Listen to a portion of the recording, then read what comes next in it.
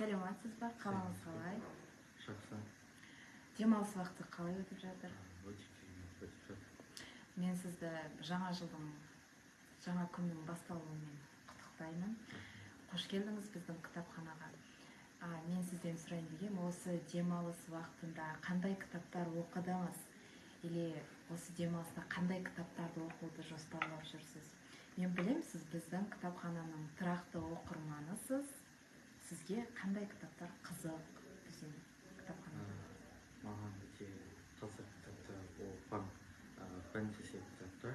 Өйткені анда оқығанда сен өзің елестеп тұрасың,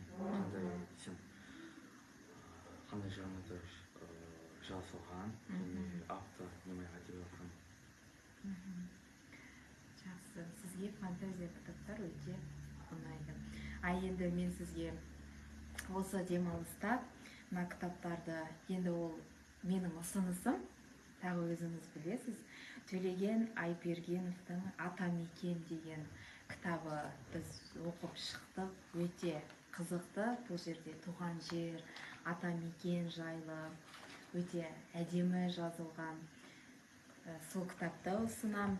Енді мұнда Несіпбек Айтұлы балаларға балдай жыр. Бұл да өте қызықты, өте әдемі жазылған. Сол кітаптарды мен сізге ұсынамын. Енді оқып көріңіз. Алмас Ахметбекұлының Көк тудың желбірегені. Бұл кітаптар біздің кітапхана қорына жаңа келіп түскен. Осы кітаптарды мен сізге ұсынамын. Демалысты біздің кітапханамен қызықты өткізіңіз. Рахмет біздің кітапхананы таңдағаныңыз үшін. Келіп кітап оқуды жалғастырыңыз деп айтқым келеді. Рахмет сізге. Сізге де рахмет. Бұл кітапхана маған өте қызық болды.